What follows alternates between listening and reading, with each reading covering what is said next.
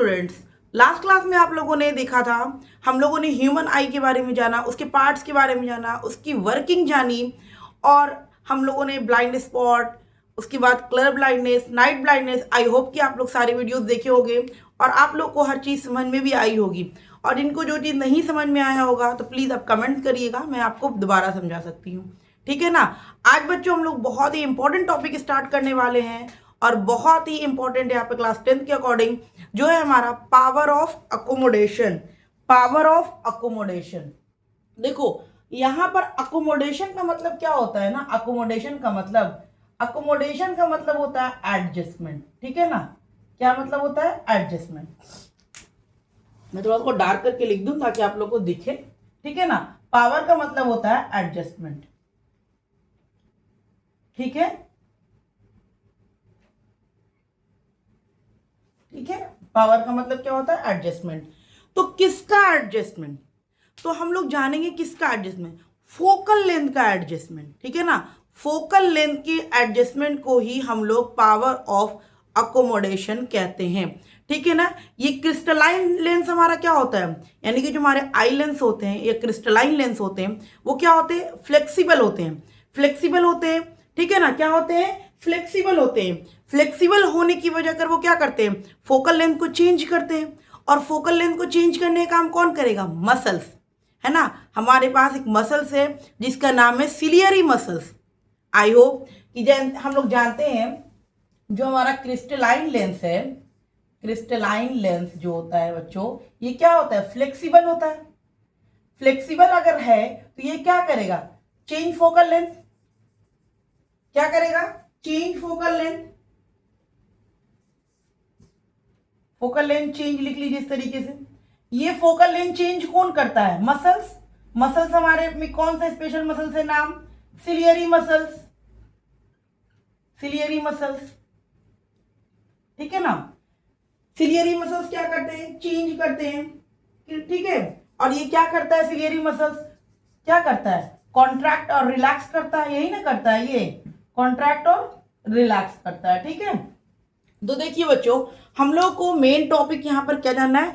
Power of accommodation. What is power of accommodation? तो simple सा term हम लोग जानेंगे, adjustment of focal length is known as power of accommodation. अब वो एडजस्टमेंट कैसे होता है? देखिए, हम लोग जानते हैं जो हमारे आंख में क्रिस्टलाइन लेंस है वो क्या है? फ्लेक्सिबल है। फ्लेक्सिबल होने की वजह कर वो क्या करता है? फोकल लेंथ उसका चेंज होता है। फ्लेक्सिबल होने की वजह कर उसका फोकल लेंथ क्या होता है? चेंज होता है। और फोकल लेंथ चेंज करने का काम कौन करता है? Ciliary muscles. सिलियरी मसल्स का काम क्या है? Contract relax, contract relax. ठीक है, कब किस केस में वो कॉन्ट्रैक्ट होता है और किस केस में वो रिलैक्स होता है, हम लोग इसको भी देख लेते हैं थोड़ा कि किस केस में वो कॉन्ट्रैक्ट करता है और किस केस में वो रिलैक्स होता है। ठीक है ना, आई होप कि आप लोग को समझ में आ रही होगी बात। पावर ऑफ अकोमोडेशन इंपॉर्टेंट है, इसलिए इसको थोड़े हल्के में ना लीजिएगा, अच्छे से समझिएगा, और नहीं समझ में आएगा तो दोबारा समझने की कोशिश करिएगा, लेकिन इसको हल्के में नहीं लीजिएगा। जैसे हम देखते हैं बच्चों,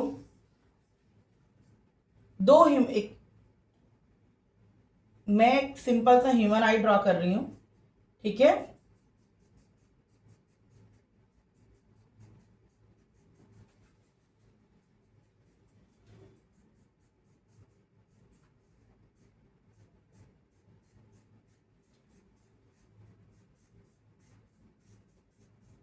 बस इसमें आपको मैं दिखा रही हूं कि किस केस में जो सिलियरी मसल्स होता है वो कॉन्ट्रैक्ट केस में होता है और किस केस में वो रिलैक्स मोड में होता है। ठीक है ना,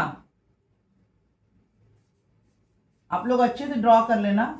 ठीक है, मेरा थोड़ा रफली ड्रॉ हो रहा है।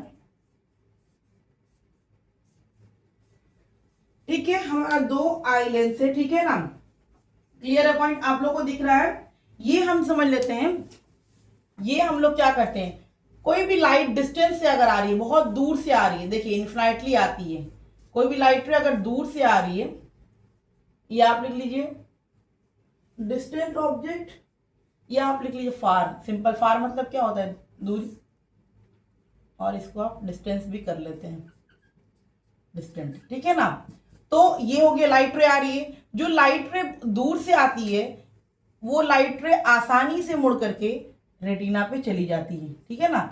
जो लाइट रे एकदम स्ट्रेट आ रही है वो आसानी से बेंट होकर क्या कर रही है, रेटिना पे चली जा रही है। जो लाइट रे स्ट्रेट आती है वो लाइट रे बहुत आसानी से बेंट होकर के रेटिना पे चली जाती है, ठीक है ना।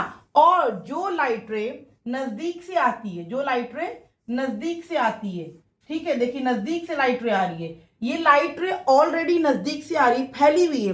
कोई लाइट रे अगर कोई चीज अगर स्ट्रेट में कोई भी चीज आपको अगर हम कोई भी मान लिया कि आपको हम एक बॉल फेंक रहे हैं, वो बिल्कुल आपको मैं स्ट्रेट दे रही हूँ, तो आप क्या करोगे, उसको आसानी से कैच कर सकते हो। लेकिन वही बॉल को अगर हम अलग अलग डायरेक्शन में पूरा फैला करके आपको दे रहे हैं तो आप नहीं कर पाओगे, आपको उसको कैच करने में थोड़ी परेशानी होगी। समझ में आ रही है आपको मेरी बात। मैं आपको मान लिया कि बॉल से खेलते हैं हम लोग जनरली, जो आप लोग क्रिकेट खेलते हो जनरली वही बॉल है। अगर आपको मैं 2 या 3 बॉल बिल्कुल भी एकदम स्ट्रेट वे में दे रही हूँ तो आप उसको आसानी से कैच कर सकते हो, कर सकते हो कि नहीं। लेकिन अगर वही 2 या 3 बॉल को हम बिल्कुल भी क्या कह रहे हैं, फैला करके दे रहे हैं, तो आपको कैच करने में थोड़ी दिक्कत होगी, करोगे जरूर लेकिन थोड़ी दिक्कत होगी। इसी तरह से जो लाइट रे स्ट्रेट आ रही है वो तो आसानी से बेंट होकर रेटिना के पास चली जाएगी, लेकिन जो लाइट रे फैल करके आ रही है उसको रेटिना के पास जाने में थोड़ा सा मुश्किल होगा, ठीक है ना, थोड़ा सा मुश्किल होगा इस लाइट रे को रेटिना पे जाने में। समझ में आ रही है मेरी बात आपको। तो ये हम लोग क्या करते हैं, नियर, अगर ऑब्जेक्ट नियर है तब, और ये ऑब्जेक्ट जब फार है तब, ठीक है ना। इस केस में बच्चों क्या होता है, जो हमारा सिलियरी मसल्स है, कौन सा है,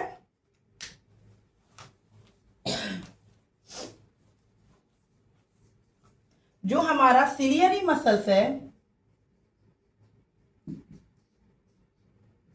मसल्स है, ये कैसा होगा, रिलैक्स होगा, बिल्कुल भी रिलैक्स मूड में है, इसको कोई टेंशन नहीं है, सिलियरी मसल्स को कोई टेंशन नहीं है, लाइट रे आई और वो आसानी से भेज दिया।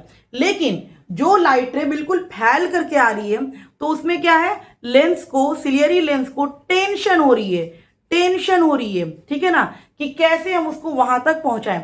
तो इस केस में सिलियरी मसल्स हमारा क्या होता है, सिलियरी मसल्स हमारा कॉन्ट्रैक्ट में होता है, या आप कहो कि टेंशन में रहता है। समझ में आ रही है, आप समझ रहे हो, एक बॉल बिल्कुल स्ट्रेट में आ रही है तो आप उसको आसानी से कैच कर लोगे, लेकिन अगर एक बॉल बिल्कुल ही फैल करके आ रही है, मतलब कि किस डायरेक्शन में आ रही है मुझे समझ में नहीं आ रहा है, तो आपको उसके लिए अपने माइंड को टेंशन में रखना पड़ेगा कि नहीं इसको हमको पकड़ना है। समझ में आ रही है बात। तो इसी तरह से लाइट रे अगर दूर से जो आती है वो इजीली रेटिना पर फॉर्म कर जाती है।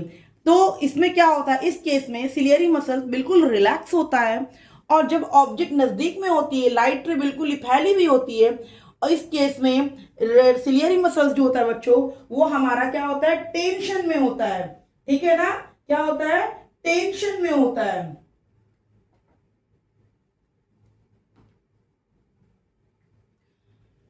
समझ में आ गई बात आपको, कोई दिक्कत नहीं होनी चाहिए आपको। इस केस में बच्चों क्या होगा, हमारा पावर जो होता है वो बहुत कम होता है, ठीक है, पावर जो होता है हमारा बहुत कम होता है, और पावर कम होगा तो क्या होगा, लेंस हमारा थिन होगा, और इस केस में पावर बहुत ज्यादा होता है और लेंस जो हमारा होगा वो क्या हो जाएगा, थिक हो जाएगा। लेंस, इस केस में लेंस जो होगा हमारा क्या होगा, पावर इसमें कम लगेगा, इसलिए लेंस क्या होगा, पतला रहेगा। इसमें पावर ज्यादा लगेगा तो लेंस क्या होता है, मोटा हो जाता है, थिक हो जाता है, ठीक है ना। तो आपको समझ में आ गई बात कि किस केस में, अगर दूर से लाइट रे आ रही है, दूर पे ऑब्जेक्ट रखा हुआ है, तो सिलियरी मसल्स बिल्कुल भी रिलैक्स रहता है और पावर जो होता है बिल्कुल भी कम रहता है, जिसकी वजह कर हमारा लेंस जो होता है पतला होता है। लेकिन अगर कोई ऑब्जेक्ट बहुत नजदीक से हम लोग देख रहे हैं, आप देखना, आप खुद भी ऑब्जर्व करना, कोई चीज अगर हम लोग बहुत दूर से देख रहे हैं तो उसको हम लोग ज्यादा टाइम तक देख सकते हैं। आप खुद भी अपना प्रैक्टिकल करना, अपने आप से रियलाइज करना, कोई भी चीज पढ़ने के बाद रियलाइज जरूर क्या करो ताकि वो चीज आपको समझ में आए, ठीक है ना। आप अब अपने खुद ही ध्यान रखना कि कोई दूर की चीज देख रहे हो तो आप ज्यादा देर तक देख सकते हो, कोई भी आप दूर की चीज देख रहे हो तो ज्यादा देर तक आप देख सकते हो। अगर आप ध्यान रखो, आप मान लीजिए कोई बुक्स पढ़ रहे हो या फोन देख रहे हो या आप लेक्चर देख रहे हो वीडियो में, कुछ भी नजदीक में अगर देख रहे हो तो कुछ देर तक तो आप करते हो, लेकिन कुछ देर के बाद आपको खुद क्या होता है ना, अनकंफर्टेबल फील होने लगता है। आप जल्दी से अपने आप को हटाते हो वहां से, समझ में आ रहा है, और रिलैक्स करते हो। क्यों? कि इस केस में सिलियरी मसल्स टेंशन में था, कॉन्ट्रैक्ट में था, समझ में आ रही है, जिसकी वजह कर आप ज्यादा देर तक आप नहीं देख सके। तो डिस्टिंक्ट विजन हमारा क्या होता है? Least distance of distinct vision, least distance of distinct vision is 25 centimetre. ठीक है, अगर 25 सेंटीमीटर तक आप रखोगे तो आप देख सकते हो, उसके नजदीक आप रखोगे तो आप नहीं देख पाओगे। आपके आईज जो होंगे, बहुत जो सिलियरी मसल्स होंगे बहुत ज्यादा कॉन्ट्रैक्ट हो जाएंगे, बहुत ज्यादा टेंशन हो जाएंगे, जिससे आपके आईज डैमेज भी हो सकते हैं। ठीक है ना? तो least distance of distinct vision जो हमारा है बच्चों, वो 25 सेंटीमीटर है। क्लियर है पॉइंट? चलिए इसको हम लोग लिख लेंगे थोड़ा सा। और and the far point is infinity, and the far point is infinity. अब चाहो तो इसको लिख सकते हो, ठीक है ना? देख लीजिए, जब ऑब्जेक्ट डिस्टेंस में होता है, बहुत दूर पे होता है, इंफिनिटी में होता है, तो लाइट रे बहुत आसानी से बेंड हो जाती है। इस केस में सिलियरी मसल बिल्कुल भी रिलैक्स में होता है, पावर कम होता है, जिससे लेंस हमारी पतली होती है। और अगर ऑब्जेक्ट नजदीक में है तो लाइट रे बिल्कुल फैली हुई होती है, जिसको रेटिना तक पहुंचाने में सिलियरी मसल्स क्या होता है, बहुत टेंशन में रहता है। ठीक है ना? इस केस में पावर बहुत ज्यादा होता है, तो लेंस हमारा क्या होता है, मोटा हो जाता है। उसके बाद जो least distance of distinct vision है वो हमारा 25 सेंटीमीटर है। और जो फार है, दूर की चीज हम लोग इन्फिनिटी तक देख सकते हैं, लेकिन नजदीक हम लोग 25 सेंटीमीटर तक ही देख सकते हैं। क्लियर है पॉइंट? आई होप कि आप लोग को पावर ऑफ अकोमोडेशन क्लियर हो गया होगा। इस पावर ऑफ अकोमोडेशन में मैंने बस एक ही चीज समझाने की आपको कोशिश की है कि एडजस्टमेंट ऑफ फोकल लेंथ किस तरीके से होता है, किस तरीके से फोकल लेंथ एडजस्ट करता है। ठीक है ना? अब हम लोग इसके बारे में लिख लेंगे, यानी कि पावर ऑफ अकोमोडेशन के बारे में कुछ पॉइंट्स हम लोग नोट कर लेंगे, ताकि हम लोगों को नोट्स अलग से बनाने की जरूरत नहीं पड़े। ठीक है ना? इतना तो मैं लिखवा देती हूं कि आपको नोट्स बनाने की जरूरत नहीं पड़ेगी। अगर आप मेरी पॉइंट को कॉपी करते रहिएगा तो आपको नोट्स अलग से बनाने की, टाइम वेस्ट करने की बिल्कुल भी जरूरत नहीं पड़ेगी। समझ में आ रही बात आप लोग को? चलिए, तो हम लोग पावर ऑफ अकोमोडेशन को लिखना शुरू करते हैं बच्चों, और हम लोग लिखेंगे, चलिए, तो पावर ऑफ अकोमोडेशन समझ में आ गया। अकोमोडेशन मतलब क्या बस सिखाएं बच्चों? एडजस्टमेंट। किसका एडजस्टमेंट? फोकल लेंथ का एडजस्टमेंट। कौन करेगा? Ciliary muscles.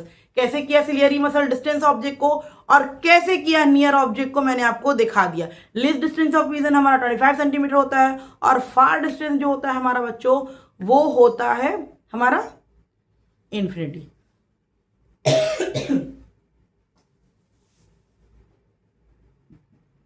The ability of human eye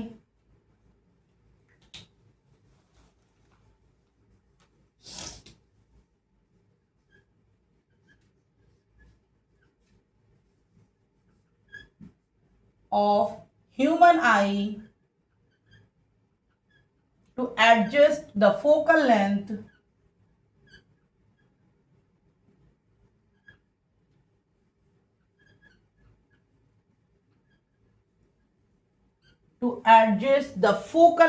the ability of human eye to adjust the focal length of of its lens। देखिए, कोई नई चीज नहीं लिख रहे, ध्यान रखिएगा। Of its lens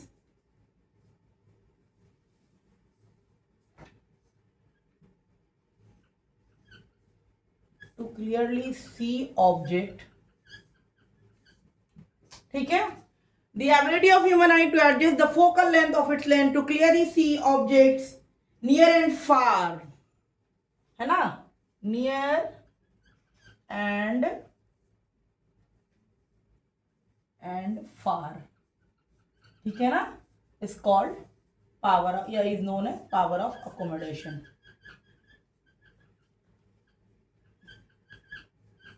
power of accommodation.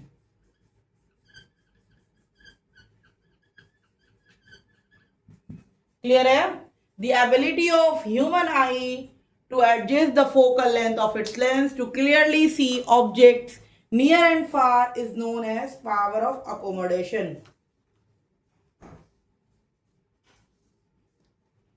ठीक है, अब यहां पर नेक्स्ट पॉइंट को हम लिख देते हैं। जो पॉइंट को मैंने समझाया है बस उसको ही मैं लिखूंगी। When we look at distant object, when we look at distant object, the eye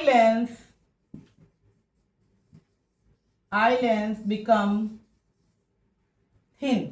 यही चीज मैंने लिखाया था ना कि जब डिस्टेंस ऑब्जेक्ट को देखते हैं तो हमारा पावर क्या होता है, कम हो जाता है, और जो आई लेंस जो होता है वो हमारा पतला हो जाता है।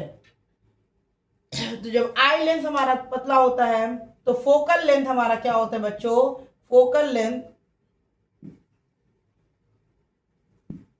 जो चीज मैंने बताया बस मैं उसको लिख दे रही हूं ताकि आप लोग को हर एक पॉइंट याद रहे माइंड में कि क्या पढ़ा था हमने, ठीक है ना।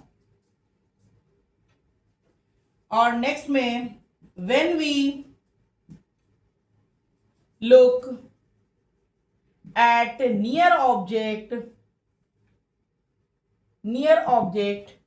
the eye lens become thick, मोटा हो जाता है, ठीक है ना, आई लेंस बिकम थिक, यही था पॉइंट। और इस केस में या फिर आप थिकर कर लीजिए, ठीक है। और फोकल लेंथ हमारा क्या होता है बच्चों, इस केस में डिक्रीज कर जाता है, लेंथ डिक्रीज। यही दो पॉइंट को मैंने समझाया और जिसको मैंने क्लियर लिखा दिया। और आप लिख सकते हो यहां पर this adjustment is done, this adjustment is done by ciliary muscles, है ना, जो हमारा बहुत इंपॉर्टेंट है। सिलियरी मसल ही जो है वो क्या कर रहा है, एडजस्ट करवा रहा है। आई होप कि आप लोग को पावर ऑफ अकोमोडेशन समझ में आ गया होगा।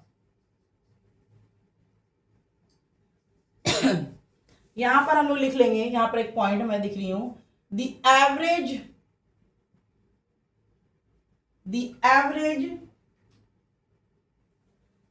average power of accommodation